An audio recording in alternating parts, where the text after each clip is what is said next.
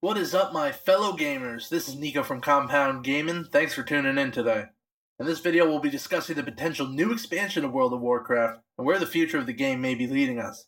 Fair warning before we begin, though this video will use many lore events, this is largely still just speculation, so most of this video's theories, if not all, may be proved incorrect at the next BlizzCon, though it may not, which would be awesome for this video, and especially my ego. So with that out of the way, let's begin.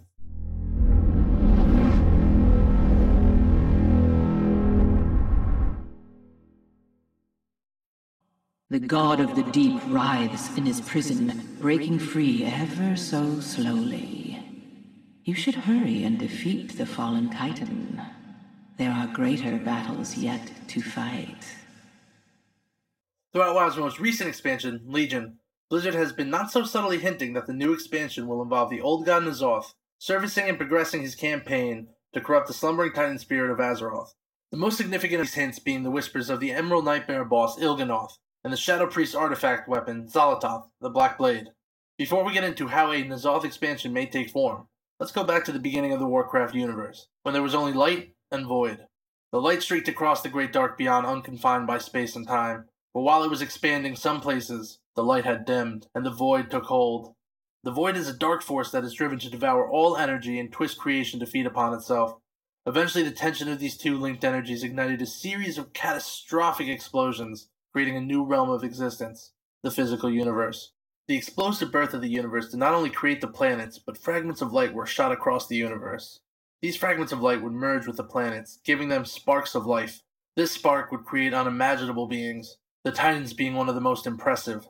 The Titans were formed deep within the fiery core of a small number of these worlds. The Titans would lay dormant as world souls while their energies gradually spread across their celestial bodies. When the Titans finally woke, they did so as living worlds. Eventually, one Titan, Aman'Thul, began to find others of his kind, and formed the Pantheon, whose mission would be to go out in search of more of their brethren world souls, and nurture them to life. The Pantheon and their world-building activities did not go unnoticed by the Void Lords, dark beings that had formed within the Void. These Void Lords became quite jealous of the Titan's power, and wished to have one under their influence. But try as they might, they could not manifest within the physical realm, and they could not corrupt the developed Titans. A change of strategy was needed. They set their eyes on corrupting the Titans when they were most vulnerably slumbering as a world soul. The Void Lords pooled their energy and slung dark creatures across the physical universe, hoping that these beings would crash into a planet with a slumbering world soul and take root within the planet where they could corrupt it. The dark creatures that would land on these planets became known as the Old Gods. From what we know, N'Zoth is one of the 4 Old Gods that landed on Azeroth, with the other 3 being Y'Shaarj, C'Thun, and Yogg-Saron. Upon landing on the planet, these mighty old gods went about enslaving the previous native inhabitants of the planet, the Elemental Lords. Though the Elemental Lords banded together and waged a valiant war, they were ultimately bested, and without any resistance the old gods began spreading their corruption to the ends of the planet, forming the abysmal Black Empire. The world descended into perpetual twilight and was filled with torment. It would seem all was doomed for the Titan soul of Azeroth, destined to be corrupted by these decrepit creatures of pestilence and death. But it did not come to pass. Agrimar, one of the Titans of the Pantheon, had heard the dreams of an incredibly powerful Titan soul in the great dark beyond, Azeroth. He immediately ventured out to the nascent Titan soul, and when he arrived he was in disbelief.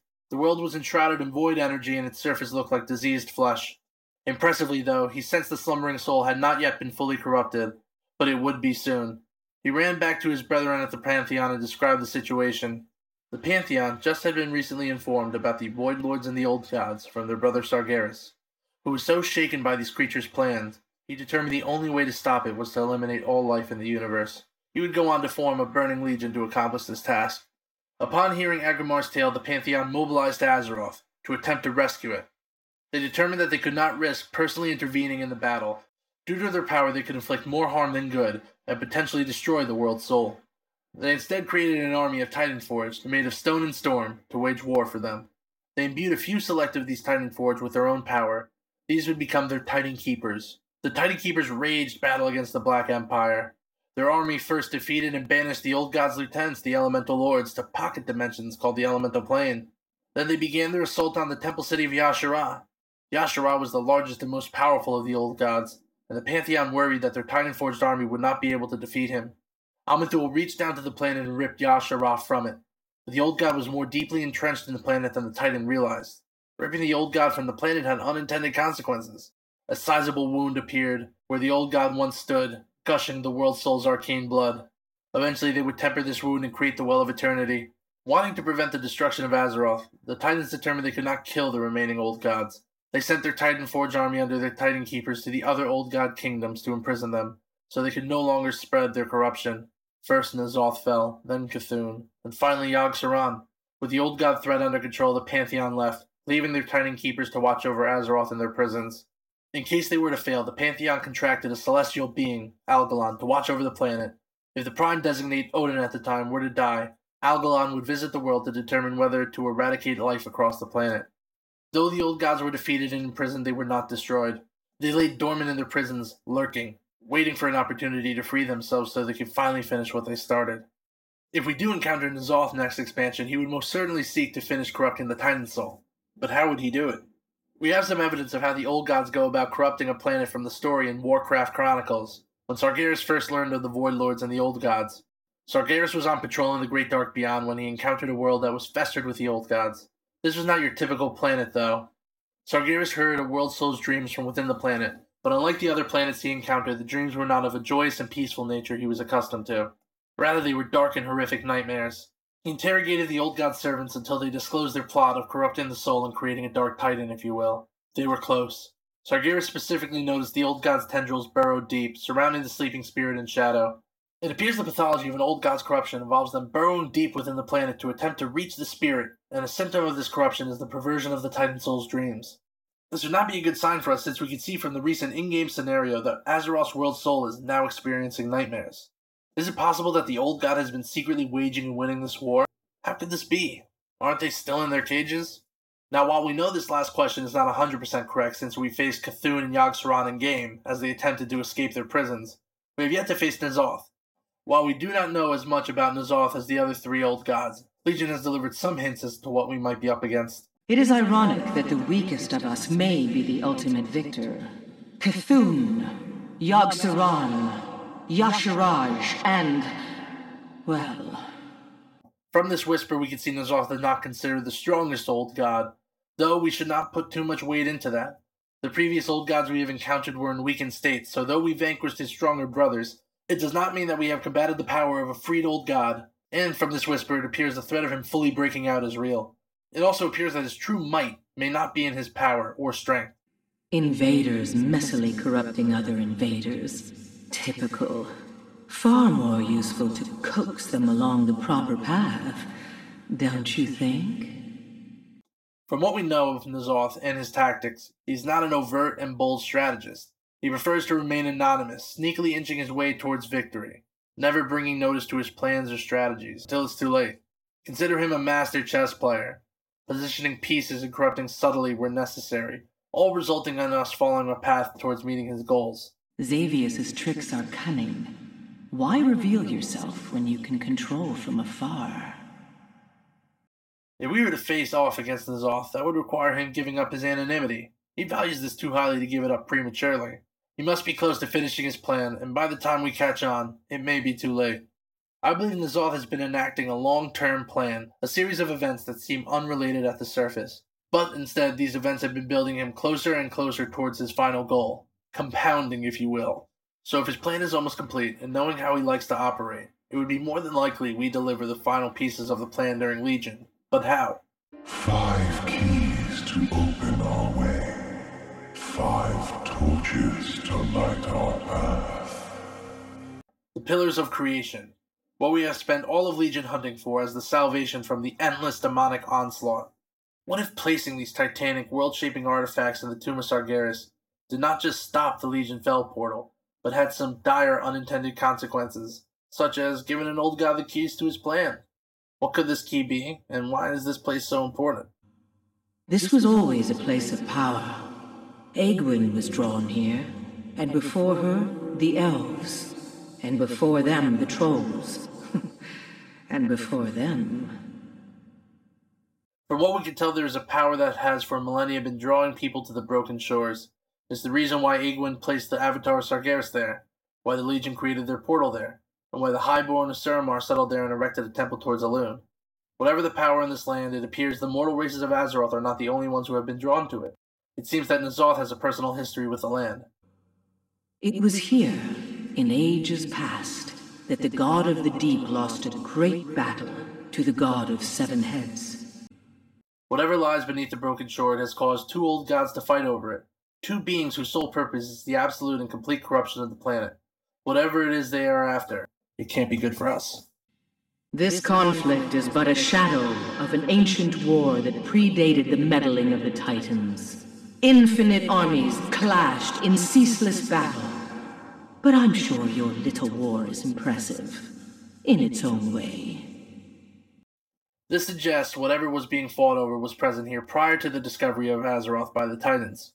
This would make it predate the Titan Vault we find when we enter the depths of the Tomb of Sargeras. It can't be a coincidence that the old god sought something here prior, and the Titans directed a vault to be created on the same spot. It's more than likely the Titans built the vault to protect or imprison whatever the old god sought here. I don't believe these lands have seen such carnage since the battle for Catan. Such a long time ago. Since this whisper is told on the Broken Shore and includes a reference to a battle for a weird K-word with an apostrophe, I think it's safe to assume that this is referring to the battle between N'Zoth and Azshara. It seems they were after a thing referred to as Katanath. Now we have a name. Unfortunately, I don't speak Old God, so I'm going to have to speculate as to what this is. We may have the answer from the dev Q&A from the 2015 Gamescom when they announced Legion. Now, you've mentioned during the release that we will be battling the Legion in the Broken Isles. How did the Legion get there? So, 12,000 years ago. I'm going to veer from 10,000. Oh, that's then, our normal.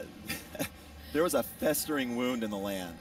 And the ancient Highborn Night Elves at that point in time had access to all 5 of the Pillars of Creation.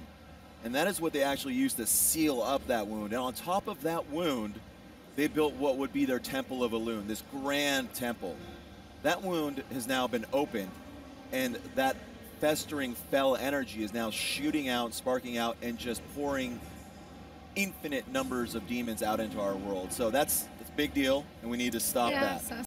Now, it could be possible that Mr. Afasabi misspoke and the wound was in reference to the Legion portal, since he is referencing the Nightborns as healing it with the pillars and erecting the Temple of Elune on top of it. But this is odd, especially since the Titans would have left before the Elf race even came into existence, and the temple was there prior to the Legion attempting to create a portal during the War of the Ancients. It's also weird to believe that the Nightborn possessed all the pillars to seal the tomb, though it does mention this specifically in Warcraft Chronicles. It does also mention that after they stopped the portal, they shielded their city before the end of the War of the Ancients. Though the Chronicles does mention the Pillars of Creation, emphasis on the S, it specifically only mentions the Eye of Amin-Thul as the one that closed the Fel portal, the only pillar we find within their possession at the start of Legion. It's strange to think that the Nightborn possessed all the pillars and managed to quickly disperse them before sealing off their city, especially in such unreachable places. The Aegis of Agrimar was believed to have been locked away with Odin in the Halls of Valor. The Hammer of Khaz'Groth was considered under the control of Deathwing before Hull Highmountain used it to banish him after the War of the Ancients. The Tidestone of Golganath was destroyed by Queen Azshara right around this time, as Prince Ferandus was considering using it to stop the Fel portal at the Well of Eternity. They could have had possession of the Tear of Elune since it was known to reside in the temple prior, but why would they gift it to the Night Elf priest of Azshara, especially since the Nightborn were so keen on their survival? Why would you give away such a powerful artifact that may come in handy? It is interesting that in the Tomb of Sargeras raid we use the other pillars to break down the wards and open the staircase to the Titan Vault, but the Eye of Amin-Thul is again the only one we need to shut down the Legion portal. And after we place these pillars and gain access into this Titan Vault and stop the portal, is when we get a message from a distressed Magni Bronzebeard, the former king of Ironforge, now turned speaker for the Titan Soul. Magni has asked us to come to the Halls of Communion at the Maker's Overlook in Sholzar Basin to check on the Titan Soul, since he's having trouble communicating with her. When we arrive, we can see the World Soul of Azeroth is experiencing nightmares. It's also worth noting that throughout the entire scenario we can hear Azeroth's heartbeat quicken, much like Xal'atath tells us after we kill the final boss of the Tomb of Sargeras, Kil'jaeden, further hinting that our intervention at the tomb may have delivered the old god his goal. I can feel the pulse of your world quickening. Soon, all will be drenched in its lifeblood. So what could this Katanath be? I think Mr. Avrasabi may have been right. I believe he was referring to what was there prior to the vault. I think the Titan Keepers, under the supervision of the Titans, used the pillars to heal the wound present and erected a vault to protect it. We know from Argus that the arcane blood of a Titan possesses immense power and would be sought after by any who would seek to dominate a planet. A wound within a planet would be a well of infinite power that one could tap into. This would explain why many have been drawn to the lands over the years. This would not be the only wound in the planet that we have heard of in the lore. Consider the other location the Legion attempted to create a portal during the War of the Ancients, the Well of Eternity, the wound that was left when Aman'Thul ripped Azshara from the planet. If a wound was present at the Broken Shore prior, something major must have occurred to cause it. There's no way this could have been a former resting place of another old god, right? Only one would remain to consume the world that was always meant to be. From what we know from the Chronicles, there were 4 old gods who ruled the Black Empire, but it does not say that there were not more prior to when the Titans found the planet. What if an old god crashed into the planet but was killed on impact, but she burrowed deep within the planet, or after it landed and began burrowing, it was defeated by its kin? What if N'Zoth and Azshara fought to determine who would consume her essence and gain a foothold deeper into the planet? N'Zoth may have not won the battle for Kataнаth, but this may have worked out in his favor. But as was so often the case, even defeat ultimately worked in N'Zoth's favor. It's possible that consuming the corpse of this forgotten old god allowed Azshara to become the most powerful old god during the Black Empire, and also why he was first targeted by the Titans to destroy. This could be why the Titans were so afraid their Titan-forged army would be unable to stop Azshara, and why Aman'Thul personally intervened. Considering at this time Azshara would have consumed Kataнаth, him being yanked from the planet would create a wound where she stood as well. So who could this old god be? What if this old god was someone players were familiar with? What if it was Xal'atath the Black Blade? Sounds nuts, but it may not be as crazy as it sounds. The artifact research mentions specifically that one of the insane theories of the Blade's origins was that it was a part of a long-forgotten old god. She also seems to be reverential of what previously was located at the Broken Shore, and trust me, she does not pass out compliments often. That fell edifice towering over this land pales in comparison to the grandeur of what stood here long ago. Adding this to the fact that when we enter Orgrimmar, where Azshara's heart and minions were present, she has no problem with enacting some revenge on her former brethren as retaliation to what was done to her previously. We may face some of my brethren in this conflict, a prospect that delights me. Their power will be mine. They will pay for what was done to me long ago. Little spoiler warning for the next 20 seconds. From data mining game files, it has been discovered that the end of the Antor's raid on Argus, Sargeras will strike Azeroth and a new wound will emerge in Xal'atath, which we can see from this map. It could be possible that we will use the Pillars of Creation here to seal the wound, which will further progress their plans, which is what the Il'gynoth Whispers may be referring to. Or it could be here where we begin to learn of the old god's plans. A beast of stone who ignorantly throws around power he barely controls. He should be put down before he ruins our plans. N'Zoth avoiding obliterations by the hand of Aman'Thul and consumption by Azshara may not have been the only reason he lucked out by losing the Battle of Kataнаth, and it largely has to do where his prison is located. On this map we can see that the location of the names of the old gods signify where they were positioned during the Black Empire. It would seem that N'Zoth's prison would be off the shores of the Eastern Kingdoms, slightly southeast of the Broken Shore. Due to the Sundering when the Well of Eternity imploded, his prison would now be underwater at the bottom of the ocean, with the Titan Keepers, his designated wardens, all but neutralized through Yogg-Saron's corruption of Loken. N'Zoth could easily begin freeing himself without notice, especially without any pesky mortal adventurers poking around. N'Zoth, ever the opportunist, may have made good use of this fact very shortly after the well exploded. It took ages to make my return to the surface after the Sundering. The Naga can be so possessive of artifacts. From what we know of Xal'atath's history, it was used as a sacrificial blade in the sacrifice of many during the Black Empire. Every death and every sacrifice built the old god's power and moved them closer to fully corrupting the planet. From Xal'atath's research notes, we learned that she convinced a troll named Xandu, a troll witch doctor from the Gurubashi tribe back during the Zandalar Empire, to make blood offerings to the sleeping Kathraxi general, Kithix, which roused him from his slumber. Why do I bring this up? Well, we can see something that may be related to this from the Naga in the Val'kyr quest lines during Cataclysm. We get a message in a bottle from one of the Naga captives. Shockingly, it seems that the Naga are going out of their ways to keep their prisoners alive by enveloping them in bubbles. We learn that they kept picking up prisoners from the shipwrecks and took many away for unknown reasons, never to be seen again. Later we encounter some of these prisoners as we free them from their prison inside the demigod, Logrek. The prisoners, as the quest text explains, were to be used as sacrifices to whatever lurks below. This could explain why the Naga were linked up with Xal'atath after the Sundering. What if they began blood sacrifices to try and wake the old gods from his sleep in the prison? There is something also to note from the last whisper, the mention that the Naga are possessive of artifacts. We can, again, see in the Val'kyr questline that the Naga are in pursuit of an artifact in a sunken city, the Crucible of Nasharin. They used this artifact to summon forces from the Old God during their battle against the Val'kyr. It was their whole purpose for retaking the ruins of Azshara. Now this is a powerful weapon, one that we probably haven't heard the last of. But there may be one more powerful artifact they were in pursuit of during this zone. The Trident of Neptulon. The Naga managed to successfully capture Neptulon, despite our efforts to stop them. We can see him taken from the Throne of Tides dungeon. While he is attempting to cleanse his realm, he was snatched by the father of Krakens, Azumat. It was planned that we would have a conclusion to the storyline in the Abyssal Maw raid, but it was scrapped before it could ever take place. We see an unarmed Neptulon appear in the Shaman Order Hall campaign when the Earthen Ring attempts to unite the Elemental Lords to fight back against the Legion. Many believe that Blizzard's official stance on this was that he freed himself from a tweet that came from Mr. Afrasabi, where he stated that Neptulon is back in the Abyssal Maw, which seemed to end the storyline, leaving us to assume that he escaped from the clutches of the Naga. But again, that may not be the whole story. We ventured back into the Abyssal Maw zone during the Resto Shaman artifact questline. We teamed up with Uranok's Stone Speaker to go in search of a missing shaman, Wave Speaker Adelaide, who was in pursuit of the Scepter of Tides. When we arrive, we find that the throne is occupied by the Naga, who are wreaking havoc among the native denizens of the realm. We are led to believe that the Naga snuck into the Water Elemental Lord's plane through stealth by a wavestone. We find the Wave Speaker with the help of a new sea giant friend. Adelaide warns us that the whole realm is a trap. When we finally confront the leader of the Naga, Uranok asks what did Azshara plan to do with the realm. She refuses to talk and was subsequently smashed to death. Now this could be a little wink towards player related to an unfinished story, but more likely I think it was Blizzard beginning to progress the storyline. This shows us that we are still unsure about the Naga and what they are doing within the realm of water, and that what may have been enacted in Cataclysm may be coming to fruition.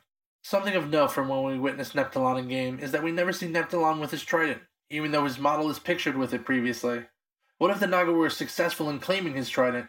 This could strengthen the case related to the supposed leak that came out earlier this year, that stated the next expansion will revolve around the South Seas and Queen Azshara, who will rage the seas against her enemies in the coastlines of Azeroth. If Queen Azshara was in possession of Neptulon's trident, then it would explain why Azshara no longer needed her scepter and gifted it to her sea witches. The trident would be all she would need to launch her amphibious invasion of Azeroth. At times it seems the Naga beg for scraps from the Legion's table, but the queen they serve wants far more than that. Neptulon would surely notice that his trident was missing and would seek to reclaim it. This would be unless he was turned back into a minion of the old gods again. This would not prevent him from helping the Earthen Ring and vanquishing the Legion, since they are also an enemy to the old gods. This may relate to another occurrence in Val'kyr. We end up discovering a Naga plot within the other demigod, Naspira. We commune with the Ancient, who tells us her will is no longer her own. We find some of the missing captured slaves mining pearls on the demigod, and though we are informed their objective is to make the demigod a weapon, there appears to be an ulterior motive dealing with the pearls they are mining, since they have the humans mining them, and the prisoners remember the Naga taking some small pearls out. The pearls are described as radiating powerful magic and light. We only find these pearls in the female demigod in Val'kyr, but not the male Lagoric. Could these be the eggs of the demigod, and what could the Naga use with them? These small eggs could be the origins to the Mindbenders or the Merciless Ones, which latch onto their target and control their every action. These Merciless Ones possess the ability to control another being absolutely, much like we see with Uranok in the Throne of Tides dungeon. There is also mentioned that there are bigger pearls which the Naga could not remove at the time. Could it be that Azumat was the result of the corruption of one of these bigger eggs, and by him taking Neptulon he could control him absolutely, so much so that it would go past the notice of the Earthen Ring? Now if this is true, why would the Naga be acting towards stopping us from collecting the tides if it were to help assist the old gods? I think it was a diversion from what their true aims were in Azuna. If the old gods truly wanted the Tidestone, why would Queen Azshara not personally take responsibility in its collection or protection, since she is their most powerful Naga servant? We see that she's in the area from the Ferandis encounter with her, so what was she doing there? We can see something similar with the Naga using slaves to mine something in Azuna, which I believe may be related to their true goals. Maybe they are trying to unearth another artifact, one that was lost during the massive Black Empire battle that occurred in these lands previously. Queen Azshara is not the only pawn in Azeroth that we have faced that may provide us with a clue as to what his goals may be. Deathwing's corruption has been specifically linked with N'Zoth. We can even encounter N'Zoth's head Cathraxi general outside of Worm's Temple during the Dragon Soul raid, as we fought to stop the Hour of Twilight. We managed to defeat Deathwing and his minions and successfully stop the Old God's plot. Well, that's at least what we think. Much like everything with N'Zoth, not everything may be as it seems. Skovald seeks to join the ranks of the Destroyers, unaware that so many of those who dare are betrayed. We've heard that N'Zoth is accustomed to winning when he appears defeated. It may be what we thought was a victory over his champion Deathwing was a hollow victory. N'Zoth surely would not conscript Deathwing into causing the Cataclysm purely as a distraction. He had a purpose, a goal with the Cataclysm. N'Zoth would not leave Deathwing for us to dispatch prior to him obtaining whatever he sought. It would only be after he obtained his goal that the old god would abandon Deathwing, allowing us to vanquish him. Here is one who has caught the merest glimpse of your grim reality. It warped his mind forever. This could be the reason behind the Bronze Dragon aspect Nozdormu's future madness and transformation into Morozond. It would be why Morozond fought so hard to preserve Deathwing's Hour of Twilight.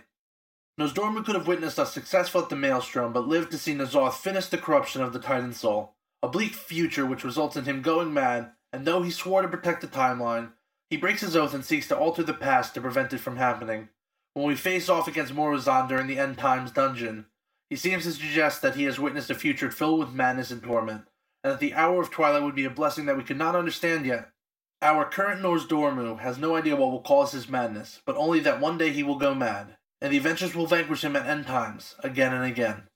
If he sought to prevent this future, why would he want the Hour of Twilight to succeed if it would help the Old Gods? I think it is because it was in the interest of the Old God that the Hour of Twilight did not reach completion. If they did not want Deathwing to succeed in his mission, why did they put him on the task? What could have been the Old God's true desire through the Cataclysm? I think there's a few possibilities. We can assume what they wanted had to be a result of the Shattering. When Deathwing shattered the World Pillar and broke into the physical realm, it caused mass upheaval throughout the continent of Azeroth. It also brought the Elemental Plane closer, which brought us into direct contact with the Elemental Lords. We visited the Elemental Planes of air, water, fire, and stone throughout Cataclysm. Seems all the elements were accounted for, but were they? While trying to commune with Nespira back in Val'kyr, we learned that there exists a less-known fifth element, Spirit. Spirit is less defined as the other elements, but it appears much more universal and powerful. Spirit is within all living beings, and it has been referred to as many things in the Warcraft lore. Spirits of the wild, spirits of life, and it's what the monks refer to as Chi. The reason Azeroth's Titan Soul is so large, in fact, is due to her having consumed so much of the planet's spirit in her infancy. This is also the reason why our native elements are so much more violent than those we see on Draenor. Spirit possesses the ability to balance elements, and with baby Azeroth eating all the spirit, it made our elements a little bit cranky. If spirit is the fifth element, then its counter must be the sixth, the element of decay. We know that the element of spirit allows shamans to communicate with and pacify the elements, while the element of decay allows them to control and slave the elements. Those that use this method are referred to as dark shamans. Much is not known about these elements in the lore. They seem to be linked with the forces of life and death, which Chronicle tells us hold sway over every living thing. It may be that the two life forces and their powers are beyond our scope right now. Oh, you've gathered quite the group of followers. It is fortunate they are focused on this incursion and not the true war. The scope of it might destroy your minds. Is it possible that when Deathwing brought the Elemental Plane closer, he did so too with the Planes of Spirit and Decay? I can't say for sure, since these two primordial forces are very much a mystery, but we did manage to stop one of the Old God's plots during Cataclysm that seemed to involve Decay. Let's talk Grim Batol. I remember the Dark Iron fondly. Modgood was so easy to influence, such was her hate. Imagine her fury when I abandoned her to the Wildhammer at the worst time. I can be very easy to lose. Remember that. There's something about the former Wild Dwarf capital. After the Wildhammers were expelled from Ironforge after the War of the Three Hammers, they moved to what would later be called the Twilight Highlands and built their new capital, Grim Batol. They were happy in their new home. That was, until the Dark Iron Dwarves, still bitter about their loss during the War of Three Hammers, launched an assault against the Bronzebeards and Wildhammers. The Emperor of the Dark Iron clan, Thorazon, led the assault against Ironforge, while his wife Modgood led the assault against Grim Batol. Modgood was obsessed with powerful enchanted artifacts, so much so that she would send many of her servants out in search of them. She was never quite satisfied with what was returned with, until one day a dwarf arrived, with a blade. She immediately was taken with the blade and retreated to her study to unlock its secrets. Thus began her love affair with Xal'atath. Things seemed to be going great between the two. When she launched her assault on Grim Batol, Zalbay was there.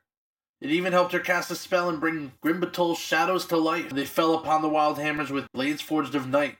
Things seemed to be going great, but Xal'atath decided to leave her at the altar in Grim Batol, right when Thane Kadra's Wildhammer was in the process of launching a suicide counter-assault. He ran through his enemies with the sole intent of finding and killing Modgood. He found her and ran upon her. She reached for her beloved blade, but it was gone. Kardros then raised his hammer and dealt a fatal blow. With her last breath, she was heard repeating the phrase, "You promised. You promised." Despite her death, the Wildhammers were not able to declare victory that day. Modgood's use of dark magic had spread an evil throughout the fortress, making it uninhabitable. The Wildhammers would have to venture out in search of a new home. With the inclusion of Xal'atath as a protagonist in this invasion, especially since she abandoned Modgood during the invasion, it warrants a closer examination as to the real intent the old gods had with Modgood. The only real major lore event that she would have been involved with after her introduction to the Blade is the invasion of Grim Batol, so their motives should lie within Grim Batol in some extent. I don't think it was a coincidence that Xal'atath left Modgood right after she brought the Shadows to life. This isn't the end of the story either, of Grim Batol and the minions of the old gods. During the Second War, Deathwing convinced the Horde leaders through use of an orc disguise that they should make a base within Grim Batol. He also helped them locate the Demon Soul, which they would use to entrap Alexstrasza, the Red Dragon aspect, and imprison her within Grim Batol. Here, the Horde would force her to produce red dragons to be used as mounts for orc riders. Eventually, the other aspects, along with the mage Ronan, freed Alexstrasza from her captivity and sent the remaining Horde forces in retreat to Blackrock Mountain. The Dwarven fort would then remain under the guard of the Red Dragonflight, who cite that they are tasked with guarding a secret that living creatures are not meant to know, until the Cataclysm when the Twilight Hammers cult, a cult devoted to the old gods, would oust the Red Dragons and establish their base of operations here, where they would begin training Deathwing's forces. The Red Dragonflight tasks us with entering Grim Batol and putting an end to whatever plot the Twilight cult is working on. We are obviously successful again in dispatching our foes and view our assault against the Twilight cult and Grim Batol as success. But how can we stop a plot of which we are not aware of? During the announcement of Grim Batol Dungeon, we are told, the halls of Grim Batol run so deep into the Highland that it is unknown to what twisted end the Twilight Hammer is using this doomed dwarven marvel. Could we have fallen again for N'Zoth's MO of allowing us to gain a victory while he gains what he desires? Winners are typically happy enough to take their victories at face value. What could be the old god's true intention with Grim Batol? We do know the fortress runs deep underground, and typically things underground are a red flag when dealing with old gods. Their massive figures were buried beneath the earth, and it appears their influence is much more powerful the further you go down. From the earth, he draws strength. Our earth, our strength. Also consider that Grim Batol lies in what would have been N'Zoth's territory during the Black Empire. Could it be that when Modgood raised the shadows of Grim Batol with Xal'atath, that she drew on the amplified power of N'Zoth? And with this amplified power, she was able to create a rift into the spirit realm of decay, causing the evil inside the city? It would explain a few things. Why Xal'atath abandoned her after she completed the task, and we learned in the novel Day of the Dragon that many of the dwarves who fought within Grim Batol were infected from the evil inside and aged quicker and died much before their time. It could also relate to the secret that the Red Dragonflight sought to protect. Alexstrasza the Lifebinder and her flight are tasked with the protection of all life on Azeroth. Within the domain of life there is one great enemy, death. Alexstrasza would have much more insight on the realm of decay than mortals would, and as a defender of life would have great incentive that the secrets of decay should not get into the wrong hands. We know Deathwing sent Urudox, his Cathraxi lieutenant, who we discovered in Alexstrasza's former cell, on a mission to Grim Batol to discover the secret that several mighty red dragons have died to protect. Could he have gained some knowledge of the secret? What secret could have been possessed in Alexstrasza's former cell? Maybe it's related to the Twilight Dragonflight. Great dragons bent to the will of Xavius, who serves the god of the deep. Instead of breathing life, she consumes all around her. Alexstrasza was freed and Deathwing fled to Deepholm. Deathwing convinced his former mate Cynthara to continue his work in creating a superior dragonflight. She brokered a deal with the orcs and Outlands, trading services of the Black Dragonflight for Netherwing eggs. She took the eggs to Grim Batol, where she believed she could finish her work. She used a magical artifact called Balko's Bane and shards of the Demon Soul to extract the essence of a full-grown nether drake into the eggs. Her earliest creations proved unstable, but displayed considerable power. They had the ability to vampirically drain magic from any source. Eventually, one of her creations, Dargonox, turned on her. This betrayal gave Ronan and his posse the chance to destroy the Twilight Dragon. In his destruction, he took Cynthara with him. Though she died, the Twilight Dragonflight did not. Some of the eggs had survived, and Deathwing was not finished with them. He had found a new method of creating more eggs in Grim Batol. He had resurrected Cynthara through the powers of the old gods to create more black dragon eggs so that they could be turned into Twilight eggs. She is the final boss in the heroic version of the Bastion of Twilight raid, which adds to the speculation that the Bastion of Twilight Raid is located actually beneath Grimbatol in the Twilight Caverns.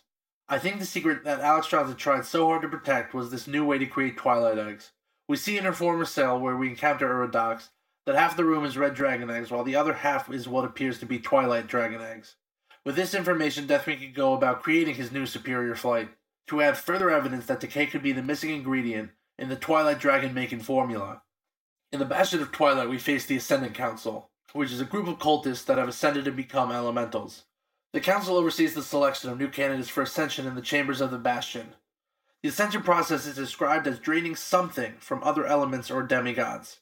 It sounds like they are going through the process of draining an element's spirits, which would be why we find Lagoric dying in Val'kyr during the cult's attempts to create water ascendants. I believe it's through the power of decay they are able to possess this ability.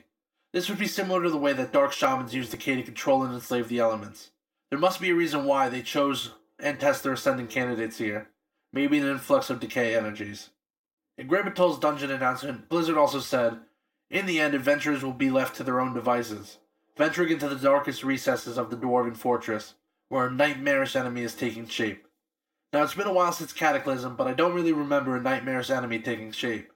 The closest thing I could think of was Uridox, and while he is nightmarish, I wouldn't say he was taking shape within Grimbatol. His dungeon journal entry states that he is from Deepholm. If anything, I would say that's where he took shape. But that's a different conversation. Wink wink. It could be that the nightmarish enemy that was taking shape was the Twilight Dragon Brood that we discover in the Bastion of Twilight. On second thought, let's have that Deepholm conversation. We see during the Shaman Order Hall campaign that the Twilight's Hammer cult is resurfacing in Deepholm, doing some sketchy old god things. Therzane, the Stone Elemental Lord, enlists our help in uncovering the plot within her realm.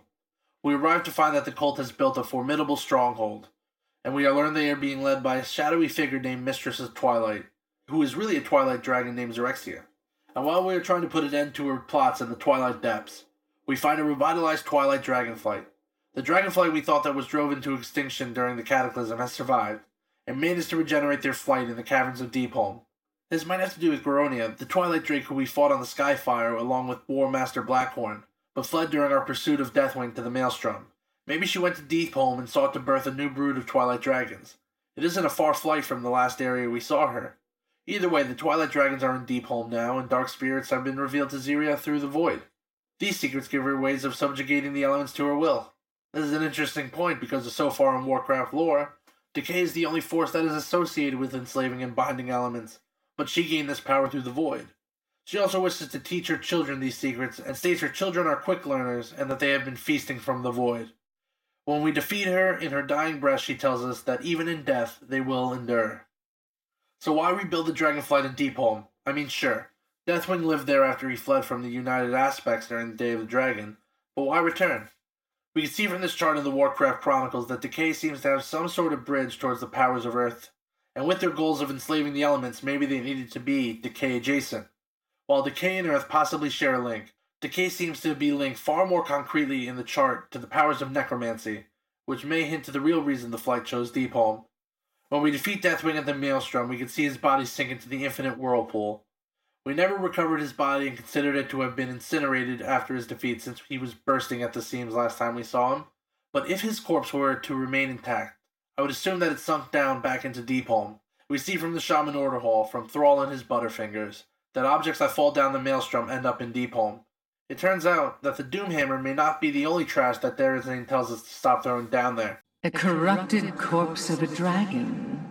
How dangerous could that possibly be? I mean, he would not be the first dragon to attempt to be resurrected. I mean, hell, he even used the powers of the old god to resurrect his former mate. It's not crazy to think that they would seek to raise him to undeath if they could.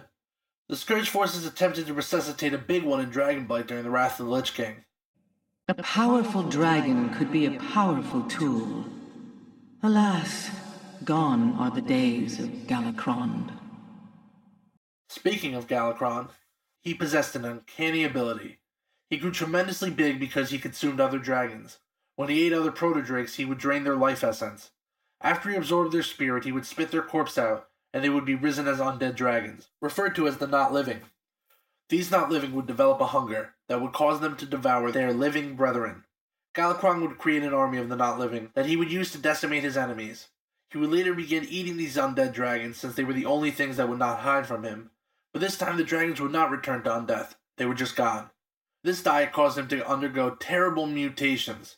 He started to breathe a sickly green mist that was described as slow death, and had similar characteristics to that breathed by the non-living.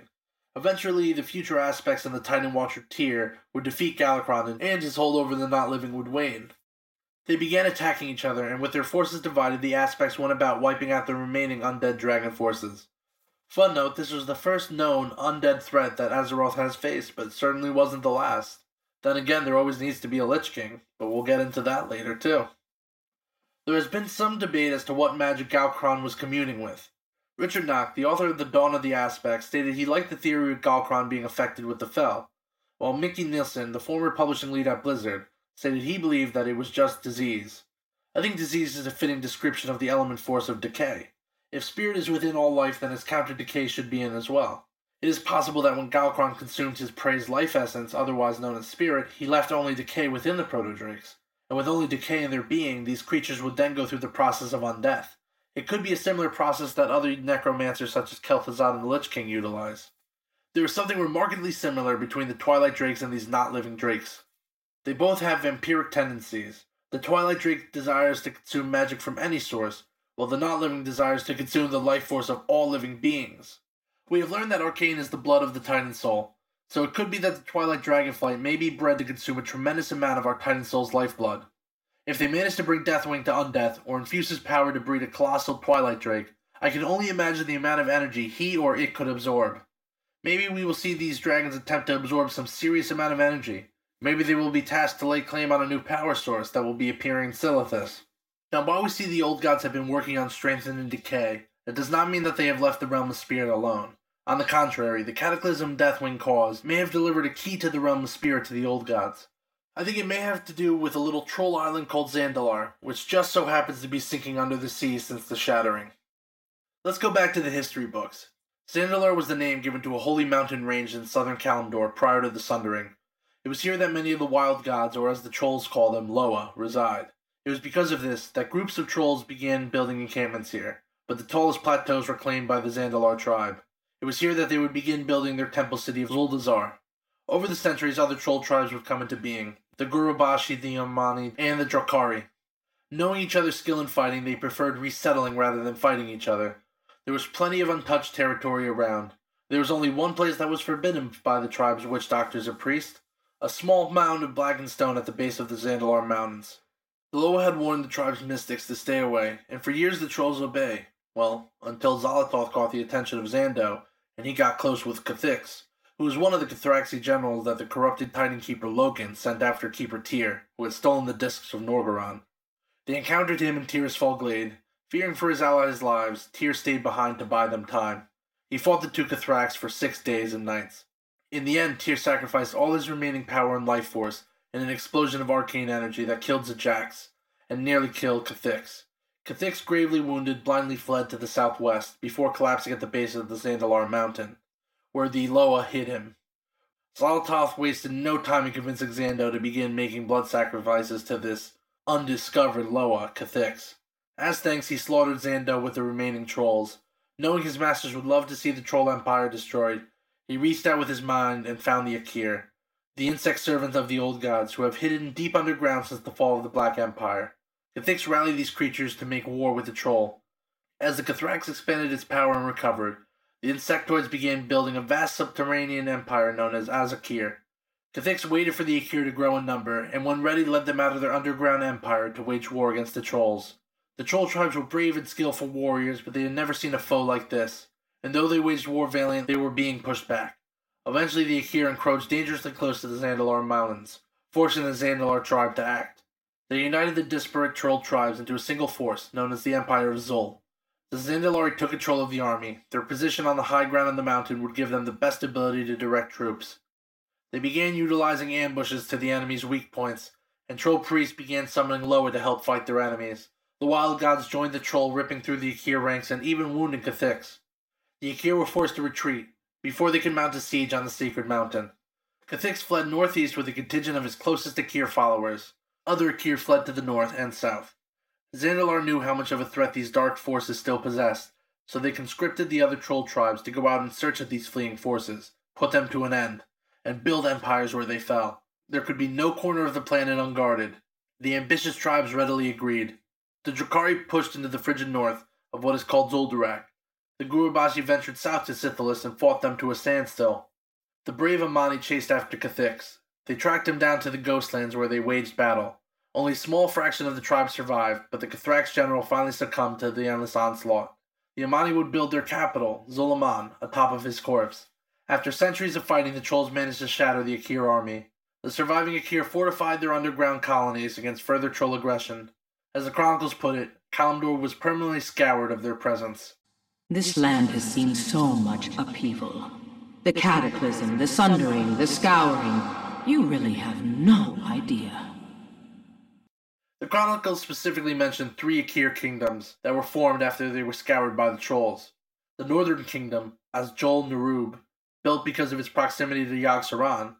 The one to the south called Mantives, where the Mantid Empire was drawn by the lingering presence of Azshara. The third kingdom in the southwest was formed inside of Cthulhu's prison of Ahn'Qiraj. It seems that when the Akir were scattered, they were drawn to the resting places of their masters. But no love for N'Zoth? It's possible that the original Akir Cathix reached out to were Akir loyal to N'Zoth. Since Zandalar is closest to the prison of N'Zoth than any others, Azshara could be the original home of N'Zoth's Akir. It is unknown whether the Empire of Zol was able to fully eradicate Azshara, or whether some were able to hide and burrow. The Troll Empire never covered what looks like the mountainous region where N'Zoth's prison lies. Either way, the land where Azshara stood is now underwater, which may relate to those minions of the deep that the Naga summoned during the Val'kyr questline. We know that the Akir went through physical transformations from being in their proximity to a specific old god. Could N'Zoth's Akir have taken the form of those minions of the deep? If that's the case, N'Zoth did have a specific purpose with Zandalar. Why else direct and sacrifice a powerful ally such as Cathix? There must be something there in the Zandalar Mountains for the old god to want. Whatever it is they are after in Zandalar, I think it has to do with their strong connection to spirit. The trolls were attracted to the land, which as we know, places of power have that effect in Warcraft. It also says that it was home of the wild gods, which we know are directly linked to the realm of spirit. It's weird to say that Zandalar is the home of the Loa, since it always seemed that they resided within the Emerald Dream. Could this be where their physical forms live while their spirits reside in the dream? Or is it possible that the Zandalar Mountains are somehow linked to the Emerald Dream physically? Let's talk about the Emerald Dream and Nightmare. The Emerald Dream is an ethereal realm of life that lives outside the physical realm. It's a realm that mimics the look of Azeroth, but an Azeroth where civilization has not reshaped the surface of the planet. The dream is considered a realm of life and nature, but it is not a perfect realm, since it can be shaped and morphed by dreams. This has allowed the Nightmare to rise in the realm, making those within the dream susceptible to corruption. The exact origins of the Nightmare are unknown, but it appears to have its origins with Yogg-Saron. Prior to Cataclysm in the novel Stormrage, Xavius, the former counselor to Queen Azshara, was appointed as the Nightmare Lord, assumedly by Yogg-Saron, with the goal to merge the corrupted Nightmare into the physical universe. Many citizens of Azeroth were placed into a deep slumber and could not be stirred. Their nightmares began manifesting in the real world. Malfurion and his companions ventured into the dream, defeated Xavius and attempted to cleanse the Nightmare, but Malfurion could not fully achieve this goal. When he reached the Rift of Aln, he felt an ancient evil within the rift that struggled to hold its place. Knowing that Azeroth needed his help, and cleansing the rift would be an impossible task for him to undertake now, he put a barrier around the rift to prevent the Nightmare from spreading, and hoped another war, another time, would be in their favor, and that they could cleanse the rift. At the start of Legion, it appears that the barrier seemed to wither away. The Nightmare resurged in Val'kyr, with Xavius re-emerging and attempting to spread the Nightmare. Malfurion's war would finally be had. Adventurers were sent within the Emerald Dream to attempt to cleanse the Nightmare, and finally put an end to Xavius' schemes. Through the raid we encountered Il'gynoth, a growth of the old god N'Zoth, who gives us many of the whispers in this video. It appears the prison of N'Zoth is not as strong as it once was. What you see is a tiny growth of the behemoth that may yet consume your world. After we defeat Xavius in the Rift of Aln, we entered a purified version of the dream. But in this version, there is a cave where we find a remnant of the void. Xal'atath gives Shadow Priest a message when they approach it. Almost completely gone, as if it never existed. But the rift is deep and vast, and somewhere down there it stirs. Something has changed. The last prison weakens. We must prepare. It seems as if there existed a rift from the Emerald Dream into another shadowy dimension. Is it possible that they created the nightmare by breaking through the walls of the nightmarish realm of the Shadowlands? Something to consider. After a long, hard-fought battle, it would appear as if our heroes were victorious and managed to cleanse the dream of the nightmare and stop the old god's plan. But again, is it that simple? It was not necessarily clear what the goal of Xavius of spreading the nightmare was this time. What was known was that he was spreading the nightmare and corrupting as many powerful beings as he could, with the assumption being that he wished to complete his previous plan of merging the two realms. Seems like a valid enough reason, but could there have been more to his motive than just corrupting the dream? Xavius, running from one master to the next, scrambling for power, yet defeated again and again. The god of the deep picks a poor champion. Or is there something else at play? So what could have N'Zoth's motive been for spreading the nightmare? From what we know about N'Zoth, he doesn't like making these bold, overt moves. He would much rather slowly and without notice progress towards his goal. Corrupting the guardians of the dream is a bold move, but Xavius may be overreaching. He would be better off quietly spreading the nightmare's influence instead of raising such alarm. Knowing this, I believe the attack on the dream was a diversion to mask the true motive behind the corruption of the dream. I think it may be more possible that N'Zoth achieved his goal long before the battle was fought in the Emerald Nightmare with the brave adventurers. I think, partly it was used to make Sylvanas war chief.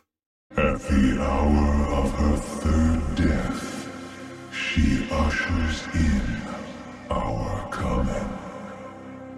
I know many of you are already typing in the comments section that I could not be more wrong, and that Sylvanas has already died 3 times. But just stay with me a little longer. I'll address this point a little bit later, but for now, let's go back to when Sylvanas was named War Chief.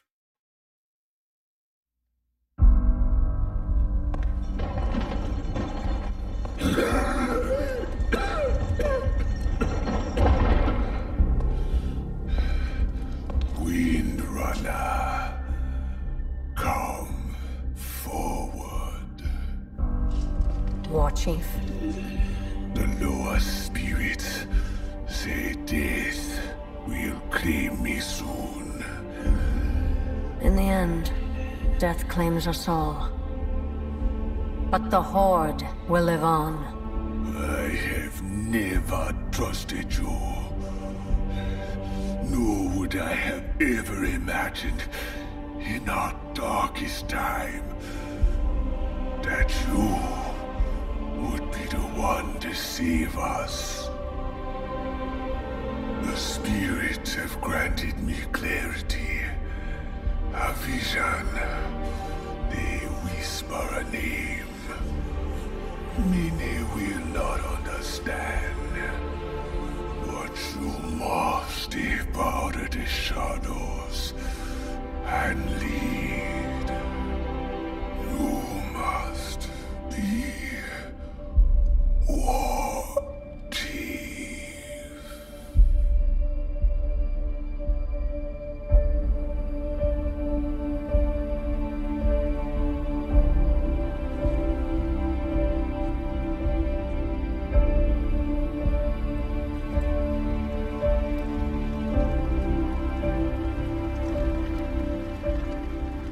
Vol'jin is dead.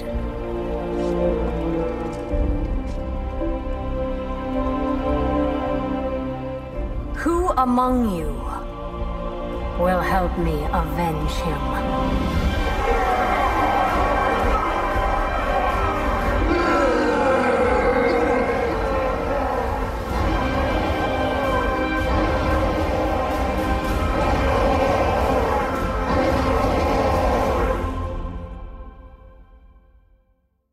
Many of the Horde leaders appeared shocked that the spirits would whisper to Vol'jin Sylvanas' name. Why would they pick a war chief that has made some seriously questionable decisions and whom the other Horde leaders do not trust? Who are these spirits to give such advice? Many things have been referred to as Loa. Trolls refer to the spirits and wisps as Loa, but they also worship the wild gods as Loa. Many of these wild god spirits reside within the Emerald Dream, and through this expansion we can see that they can be corrupted. Xavius uses the power of his new master well. Warping the mind of a demigod is no mean feat. From what we have seen of N'Zoth, he likes setting things in motion. It would not be implausible that he could have deduced that Vol'jin would consult the Loa for guidance in picking a successor. Nothing you wouldn't expect from a devout practitioner of his troll culture. If he could corrupt those spirits, he essentially would have his choice on who would take the mantle of War Chief next. So let's talk about the elephant in the room. The thought that Sylvanas could not possibly who Il'gynoth was referring to, since she has already died 3 times in the lore. The first being when Arthas killed her in Warcraft 3, the second coming when she threw herself off Icecrown Citadel after the defeat of the Lich King, and the third coming at the hands of Lord Crowley in the Silverpine Forest during Cataclysm. 3 times Sylvanas has died, so how could her third death bring about the old god's coming? Simple. She has only died twice. Let me explain. The first and third death were witnessed in-game by players, and so they are hard to dispute. This leaves us with the second death at Icecrown. Let's examine the scene from the short story Edge of Night. Sylvanas ventured to the top of Icecrown Citadel after the fall of Arthas to seek closure. When she's there, she discovers that Bolvar has become the new Lich King. Sylvanas becomes enraged, believing the Lich King would come back for his own goals, or becoming a weapon of something worse. Though she was enraged, her goal was met, and she could care less what happened to the world. She decided she would jump from the top of the Citadel and end her life. She craved the peace death would offer. But Sylvanas was not alone that day on top of the Citadel. 9 Val'kyr were present, all silent and seemingly unaware of her presence. These Val'kyr, who were formerly under the control of the Lich King, were still present at the throne after his defeat. When Sylvanas approached the edge of the platform with the thought of her jumping to her death, the Val'kyr intervened and filled her mind with memories. The first memory was that of her as a child in Silvermoon. She remembered her vanity. It was not good enough to be the best hunter in the family. She also wanted to look the best. It was a warm memory for her. The second memory was during the fight against the Scourge invasion in the Eversong Woods. A group of her rangers are in trouble and she denies aiding them, believing they will distract the Scourge long enough for her to fortify the Sunwell. They are arrows in the quiver, Sylvanas said. They must be spent if we are to win this. She does not believe this made her cold-hearted, since this, she believed, was the only way of being victorious and preserving her people. The third memory was that of when she took control of the Forsaken after breaking the Lich King's grasp. She was delivering a speech to the Forsaken. She explained that they would use the humans fighting for the capital of Lordaeron like arrows in the quiver to further their own goals. She also thought to herself about the Forsaken. They were her arrows too, and she would direct them at Arthas' heart. Sylvanas then regains consciousness and recognizes she isn't remembering these events, but rather the Val'kyr are pulling these memories out and forcibly causing her to relive them. She was disgusted to see what she was and what she had become. It was then that she jumped from the platform and landed on the spikes of the Citadel, to her death. Instead of seeing an endless void after hitting the spires, Sylvanas was placed in a dreamlike state, which she describes as like reliving a memory, where she saw the battle for Gilneas, but this battle had not taken place yet. She saw the Alliance decimate the Forsaken forces and retake Lordaeron. She saw her people die in huge numbers. After this vision, Sylvanas noticed that she had become fleshy again, much like her former High Elf self, but she still noticed she was dead. The mist began to clear around her and she noticed she was not alone again. The 9 Val'kyr encircled Sylvanas. This time they appeared as they did in life prior to becoming Val'kyr. Sylvanas, noticing her spirit was not in the Shadowlands from her previous experience of dying, asked the Val'kyr why they are keeping her in limbo. The answer was to show her what her death would cause to her people. They then attempt to give Sylvanas an offer, but before they could state the offer, Sylvanas vehemently denies it. So they grant her another vision of the Battle of Gilneas, this time where she arrives at the battle, flanked by the Val'kyr. She takes control of the battle planning and suggests getting more reinforcements from Deathnell, which one of her advisors, Apocryphy Linden, remembers was odd because Deathnell was solely a graveyard at the time. Apocryphy Linden, who took over as leader of the Forsaken in the vision when they failed their invasion without Sylvanas, sought to approach his queen in this vision, but noticed a change in his queen's presence, and he was fearful. After experiencing this vision, she finds herself tumbling in the void. This can only be compared with hell, an endless void, emptiness, an unknown realm of torment. The 9 Val'kyr suddenly reappeared, blindingly bright, forming a circle of light around her. The Val'kyr explained to her that they needed her. They are bound to the dormant Lich King's soul and need a vessel who understands life and death, and who they could bind their souls to.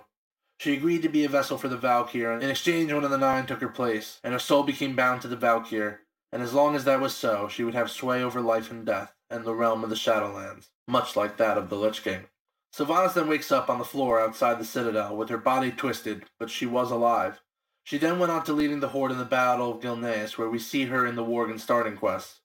With that summary of the story out of the way, I'd like to point out a few things. Sylvanas' undead body is nearly indestructible, and it is expressed in the story the fall alone would not kill her, which is why she specifically aimed for the spikes of the Citadel. These were not normal, ordinary spikes. Much like all of Icecrown Citadel, they were made of Serenite. This Serenite is the hardened blood of Yogg-Saron, and it would have the power to not only destroy her body but to obliterate her soul as well. The Serenite is key to my theory that she did not die that day. Serenite ore is largely indestructible and seems to repel holy light spells back at those in the area. Many mortals have tried to mine Serenite, and if they mined it for large periods of time, they would begin to report hearing strange whispers of unknown origins, attempting to shape the perceptions of that and those around them.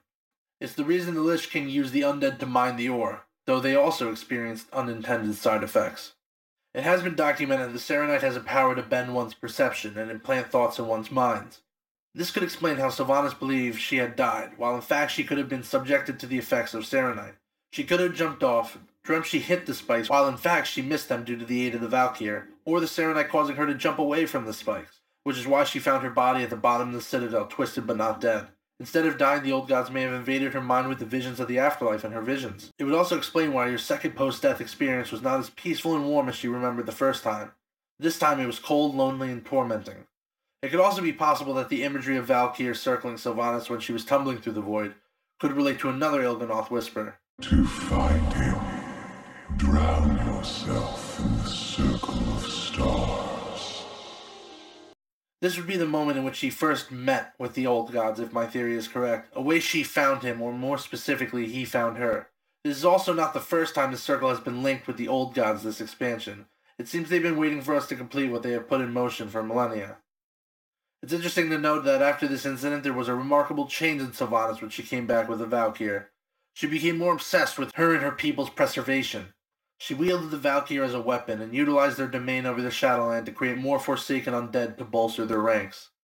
Much like Apocryphy Linden, her change did not go unnoticed. Garrosh, who was the war chief at the time, drew an interesting parallel between Sylvanas and her greatest adversary. Have you given any thought to what this means, Sylvanas? What difference is there between you and the Lich King now? It's also worthy to note that the visions she has shown are 3 examples of characteristics, vain, victorious, and proud, that she uses to relate the Val'kyr to herself. This could have been a way of coaxing her to accept their offer and drawing a relationship with them. If any of this were to be true, it would mean the old gods wanted Sylvanas with the Val'kyr. Does that mean the Val'kyr are under the influence of the old gods? Or somehow they're involved with this plan? How would that be possible? Let's look at the history of the Val'kyr. The Val'kyr were created by Odin, one of the Titan Watchers and the former Prime Designate, who used his knowledge of the Shadowlands, which he gained by sacrificing one of his eyes to create these beings. Their purpose was to usher the spirits of proven fallen warriors from the Shadowlands into the Halls of Valor, where Odin would make them his Valkyra. These Valkyra would become his protectors of the world. The process of making the Valkyr results in their undeath, so they could walk within both the physical and realm of shadow. Odin took his adopted daughter Helya and made her the first Valkyr, due to her protest of the idea. Helya resented Odin over his decision, but she was bound to his will and could not act against him. Eventually she turned to Loken, Odin's brother, for aid. Loken at the time had already been corrupted by the old god Yogg-Saron. He broke her will from Odin's, and after she locked Odin in the Halls of Valor, until we defeated her again, in Legion. Loken did fine work turning her, but in truth, Odin's arrogance takes most of the credit. Now it appears that Yogg-Saron had a goal intended with freeing Helya from Odin's influence, since he allowed his puppet Loken to assist. It may have been just to spite or weaken an adversary, or he had another use for her and her new powers. After she banished Odin, she decided to take charge of harboring and hoarding Val'kyr spirits into her new domain of Helheim. Eventually it was not only the Val'kyr souls she began stealing, she began to steal the Val'jar, Odin's chosen warrior's souls, which caused Odin to start the Trial of Valor and recruit champions to defeat her. Though Helya would fall from these champions, this would occur after a fateful meeting took place between the Val'kyr Queen and the Banshee Queen. In-game players arrived right after Helya and Sylvanas finished making a bargain. The exact terms of the bargain are unknown, but what Sylvanas appears to have gained was a lantern called the Soul Cage, which she tried to use to entrap Ymir, the queen of Odin's Val'kyr, and enslave her to make more Val'kyr for the Forsaken. Though she was stopped by Genn Greymane when he breaks the Soul Cage and frees Ymir, she has every intention to continue her hunt for the Val'kyr, even if she has to do so in the halls of Valhalla. This seems to suggest her goal is linked with creating and binding more Val'kyr, which will allow her to bind more souls to her will, much like Helya was previously doing. Though they are collecting souls in similar fashion with the Val'kyr, Sylvanas may be harvesting souls for a different purpose.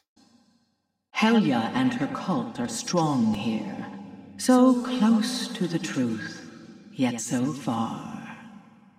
All who are brought back to life by her and her Val'kyr claim they serve her freely, but this may not be so true. She is patient, that one. When your thrones run red with betrayal, when your holy places burn, and the shattered mask hangs above your hearth, only then will you know. And it will be too late. It matters not. You are blind to the true darkness closing in around you. Your torment is only beginning.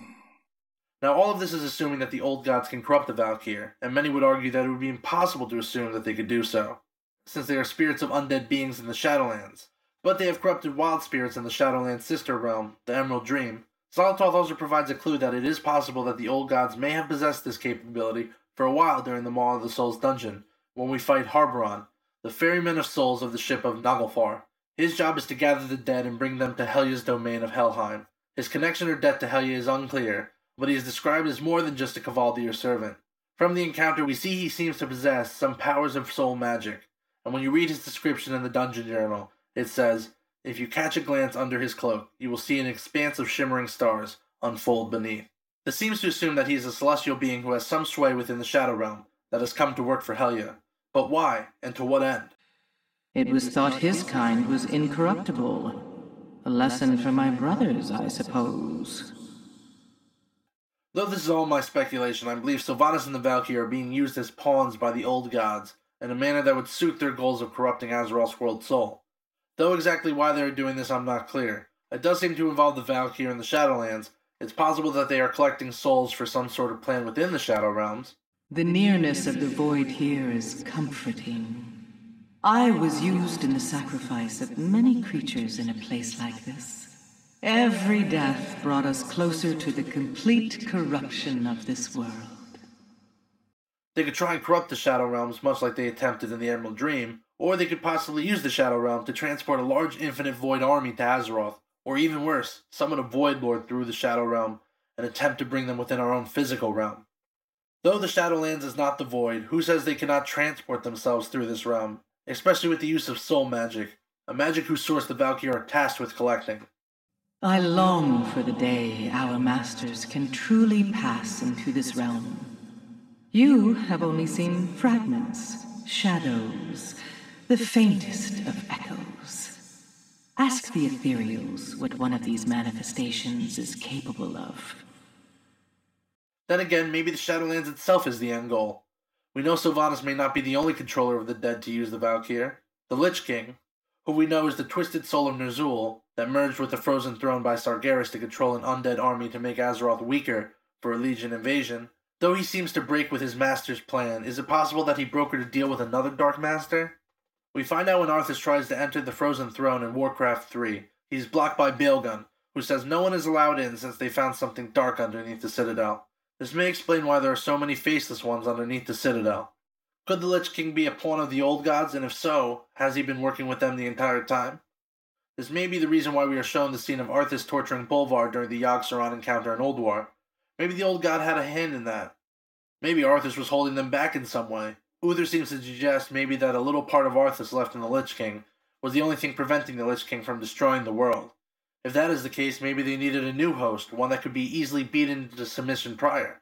Maybe there's not always supposed to be a Lich King, and that we have been duped again by a false ghost into giving the old gods a weapon that they could more easily wield. We have seen in Legion during the Death Knight campaign that the Lich King is back and active again. He appears to have made a deal with the Knights of the Ebon Blade to fight against the Legion. If we assist him, then he will keep the Scourge in Northrend. He asks us to raise many warriors into Undeath. Where do you think all those endless Death Knight troops come from? Of course, the entire time we are being peppered with doubt that our will is our own. We also see that he is active within the Shadowlands in Legion, asking Death Knights to pick up fragments of powerful souls to help his plan. Two undead life-bringing entities involved in the Shadowlands can't be a coincidence. So much death here. So much power. We know the Titan Soul of Azeroth consumes spirit to gain her size and power, but what if the spirit were to be corrupted?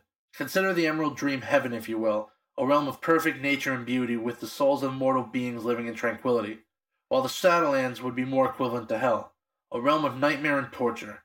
Souls who had not died peacefully and had something causing them to be unquiet in their passing. Another defender of the Titans brought low. Every death makes it easier. Perhaps now his misery will end, though I doubt it. Could it be that Sylvanas and the Lich King are adding more souls to the Shadowlands in hopes it will throw off the balance between decay and spirit, therefore poisoning the Titan Soul through its source of nutrients? Could this be their ultimate plan? Another seed of corruption planted in death. An unquiet spirit will wander in anger and grow in pain. Easy prey for the god of the deep. They could also try to merge the Shadowlands with the physical universe, much like they attempted with the Dream back during the novel Stormrage. With that much dark energy, it may be what will cause the old god to finally corrupt the Titan Soul. Who knows, after the Naga and the Twilight Dragons launched an assault against us, we immediately realized the urgency to mount a defense to protect Azeroth from corruption. We also may have a war chief who will use the Shadowlands to try help bolster our forces, but instead the forces that will have been raised will switch back to the control of an empowered Lich King, who will further the assault against us. Seeing the Lich King successful in his methods, Odin may seek a new way to outpace his army with his Val'kyr, who come from the same source. He will use the pillars, possibly near a huge power source near the Halls of Valor, to create a more powerful connection to the Shadowlands. He may specifically use the Aegis, since it was known to protect the World Soul's dreams, and was in his possession when he first visited within the Shadowlands. With this, it is possible Odin may have turned the key to the realm. This will cause the two realms to merge and all hope to be lost. Checkmate. So I know I have some crazy ideas, but enough about mine. What about all of you? You have it all figured out? What do you think of these theories? Should I be institutionalized? Did I get anything right? Should my parents be ashamed? I'll leave it up to you guys. If you liked the video, please don't forget to like. Also, if you want to see some more videos like this, and all aspects gaming, please check out our channel, Compound Gaming, and subscribe so you don't miss the next one. Well, ladies and gentlemen, it's been a pleasure. I have been Nico, and you have been awesome for making it this far in the video. With that, deuces! Your allies consider me a bad influence. Yet all I've ever done is speed you along the path you chose.